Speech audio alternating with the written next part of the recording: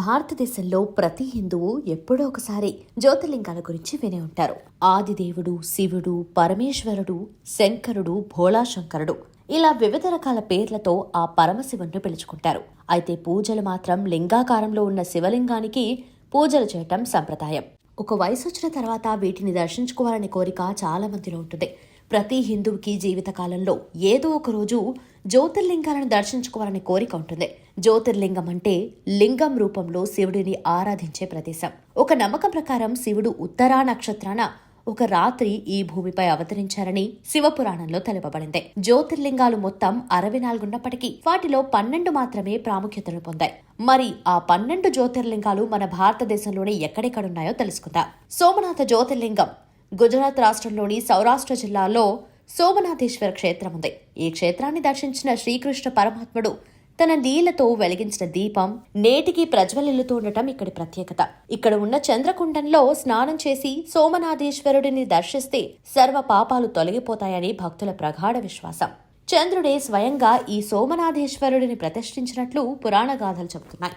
ఆంధ్రప్రదేశ్ శ్రీశైల మల్లికార్జున స్వామి జ్యోతిర్లింగం శ్రీశైల మల్లికార్జునేశ్వరుడు మన తెలుగు రాష్ట్రంలోని కర్నూలు జిల్లా దోర్నాల్ రైల్వే స్టేషన్ నుంచి 52 కిలోమీటర్ల, హైదరాబాద్కు 230 కిలోమీటర్ల దూరంలోనూ ఉంది.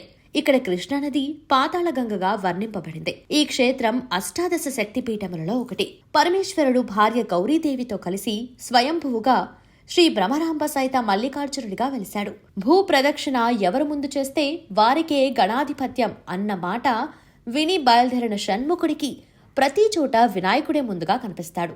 పార్వతీ పరమేశ్వరుల అనుగ్రహం వల్లే ఇలా కనిపిస్తాడని నందీశ్వరుడు చెప్పగా విన్న కుమారస్వామి అలిగి క్రౌంచ పర్వతం పైకి వెళ్లిపోయి కార్తీకుడిగా వెలిశాడు. తన తప్పిదం వల్ల ఇలా జరిగిందని తెలుసుకున్న నందీశ్వరుడు కృష్ణానది తీరం శ్రీశైల శిఖరంలో తపస్సు చేయగా పార్వతీ పరమేశ్వరులు భ్రమరాంబ సహిత మల్లికార్జునులుగా వెలిశారు. శ్రీరాముడు తన వనవాసం సమయంలో ప్రతిష్ఠించిన 1000 లింగాలు, పాండవులు వనవాస సమయంలో ప్రతిష్ఠించిన 5 లింగాలు ఇక్కడే కొలువు తీరినట్లు చెబుతారు. ఆది శంకరాచార్యులు ఇక్కడే శివానందలహరి రాశారని ప్రతీతి. మధ్యప్రదేశ్ ఉజ్జయినిలోని మహాకాళేశ్వర్ జ్యోతిర్లింగం మధ్యప్రదేశ్ రాష్ట్రంలో ఉజ్జయిని పట్టణంలో శ్రీ మహాకాళేశ్వరాలయం ఉంది. క్షిప్ర నది ఒడ్డున ఉంది.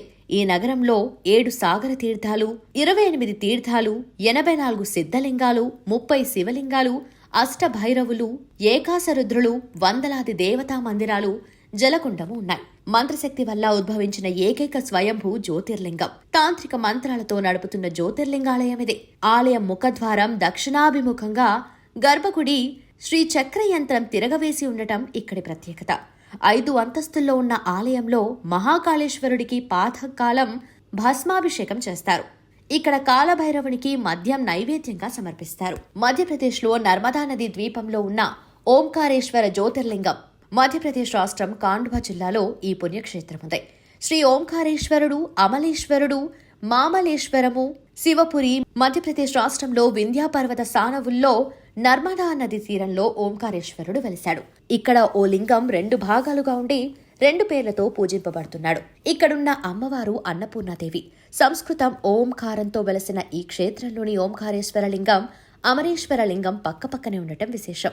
మహారాష్ట్రలోని వైద్యనాథ్ జ్యోతిర్లింగం శ్రీ వైద్యనాథేశ్వరుడు పాట్నా నుండి సుమారు 220 కిలోమీటర్ల దూరంలో ఉంది. మహారాష్ట్రలో కంతీపూర్ దగ్గర పెద్ద శివాలయాన్ని కూడా శ్రీ వైద్యనాథ జ్యోతిర్లింగంగా పూజిస్తారు. ఈ రెండిటి నేపథ్యము రామాయణాంతర్గత రావణాసురుడి కథతో ముడిపడి ఉంది. ఈ లింగాన్ని పూజిస్తే వారికి వ్యాధులు నయం అవుతుండటం వల్ల శ్రీ వైద్యనాథేశ్వరుడిగా పిలుస్తారని ప్రతీతి. ఈయనను అమృతేశ్వరుడు అని కూడా పిలుస్తారు.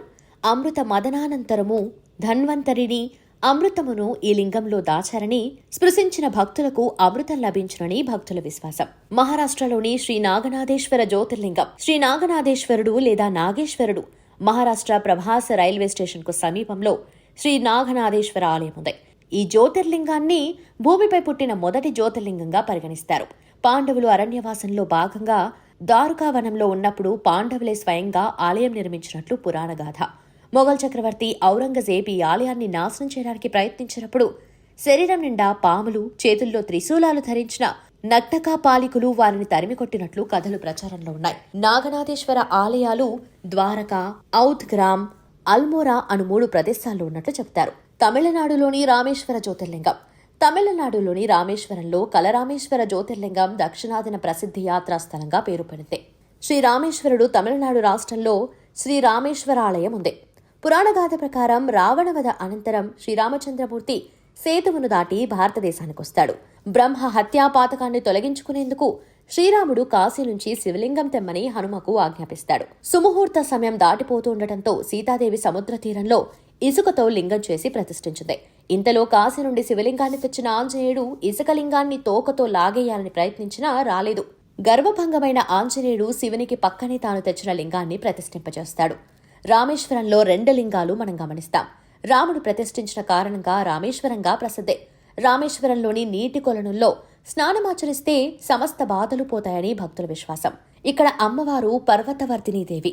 ఉత్తరాంచల్ కేదార్నాథ్ జ్యోతిర్లింగం. శ్రీ కేదారేశ్వరుడు ఉత్తరాంచల్ రాష్ట్రంలో కేదారేశ్వరాలయం ఉంది. హిమాలయ శిఖరం మందాకిని నదీ తీరంలో సముద్ర మట్టానికి 3585 మీటర్ల ఎత్తులో ఎద్దుమూపూర ఆకారంలో ఈ జ్యోతిర్లింగం ఉంది. గౌరీకుండ్ నుంచి 14 కిలోమీటర్ల దూరం గుర్రాలపై గాని డోలీలో గాని ప్రయాణం చేయాల్సి ఉంటుంది. ఈ ఆలయంను సంవత్సరంలో 6 నెలలు మాత్రమే తెరుస్తారు. విష్ణుమూర్తి నరనారాయణులుగా కొన్ని వేల సంవత్సరాలు శివుని ధ్యానించి తపస్సు చేసి లోక కళ్యాణానికి ఈ లింగాన్ని ప్రతిష్ఠించినట్లు పురాణ కథ ఒకటి ఉంది. బొంతితో స్వర్గానికి వెళ్లేందుకు పాండవులు ఈ ఆలయాన్ని సర్వాంగ సుందరంగా నిర్మించారని ప్రతీతి. అంతరాలయంలో నేటికి పాండవులు, ద్రౌపది విగ్రహాలున్నాయి. ఆది శంకరాచార్యుల సమాధి, శివపార్వతుల తపోభూమి, ఆది దంపతుల కళ్యాణ సమయంలో హోమగుండం నేటికి దర్శించొచ్చు. హరిద్వార్ నుంచి గౌరీకుండ్ వరకు బస్సు మార్గం ఉంది. మహారాష్ట్ర నాసిక్లోని త్రయంబకేశ్వర్ జ్యోతిర్లింగం శ్రీ త్రయంబకేశ్వరుడు. మహారాష్ట్రలోని నాసిక్కు దాదాపు 30 కిలోమీటర్ల దూరంలో శ్రీ త్రయంబకేశ్వర ఆలయం ఉంది. బ్రహ్మ విష్ణువుల ప్రార్థనలతో స్వయంభువుగా వెలసి బ్రహ్మతో త్రయంబకేశ్వరుడిగా కీర్తనలందుకున్న త్రయంబకేశ్వర క్షేత్రం గురించి 2 కథనాలు ప్రచారంలో ఉన్నాయి. ఇక్కడి శివలింగము చిన్న గుంట వలె కనిపించును. అందులో బ్రహ్మ, విష్ణువు, మహేశ్వరులు ప్రతీకగా 3 చిన్న లింగాలున్నాయి. మహారాష్ట్ర భీమశంకర్ జ్యోతిర్లింగం. శ్రీ భీమేశ్వరుడు డాకిని, భువనగిరి జిల్లా, మహారాష్ట్రలో సహ్యాది పర్వత్ ఘాట్లో పూణేకు సుమారు 110 కిలోమీటర్ల దూరంలో కృష్ణానది ఉపనది భీమా నది ఉద్భవ ప్రాంతంలో భీమశంకర జ్యోతిర్లింగంగా వెలిసింది. కుంభకర్ణుని కుమారుడు రాక్షస భీముని నాశనం చేసే ఈశ్వరుడి రూపంలో ఈ లింగం ఉంటుంది. త్రిపురాపుర సంహారం తర్వాత మహాశివుడు విశ్రాంతి తీసుకున్న ప్రదేశం. అమ్మవారు కమలజాదేవి. ఈ జ్యోతిర్లింగం అర్ధనాదేశ్వర రూపంలో భక్తుల కోర్కెలు తీర్చేదిగా ప్రసిద్ధి. ఇక్కడ శివలింగం నుంచి నిత్యం నీరు ప్రవహిస్తుండటం ఓ ప్రత్యేకత. శివుని రౌద్ర రూపం నుంచి వచ్చిన చెమట బిందువులు భీమనదిగా మారిందని స్థల పురాణం. మహారాష్ట్ర ఔరంగాబాద్లోని శ్రీ కృష్ణేశ్వర జ్యోతిర్లింగం. శ్రీ కృష్ణేశ్వరుడు మహారాష్ట్ర ఔరంగాబాద్ పట్టణానికి 30 కిలోమీటర్ల దూరంలో శ్రీ విఘ్నేశ్వర ఆలయం ఉంది. అజంతా ఎల్లోరా గ్రామంలో కృష్ణేశ్వర ఆలయం ఉంది. అజంతా ఎల్లోరా గుహలు ప్రపంచ ప్రసిద్ధి పొందిన దర్శనీయ పర్యాటక స్థలాలు.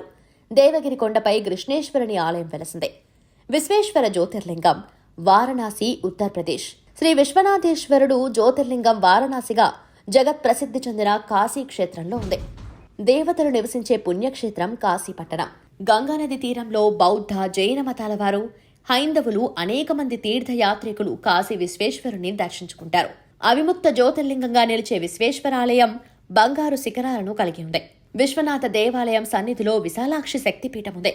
కాశీలో ఎన్నో ఆలయాలు, గంగానది తీరంలో మరెన్నో స్నానఘట్టాలు ఉన్నాయి. ఈ క్షేత్రంలో స్నాన, దాన, హోమం చేసిన వారికి ఈశ్వర వరప్రసాదంతో మరుజన్మ ఉండదని ప్రతీతి.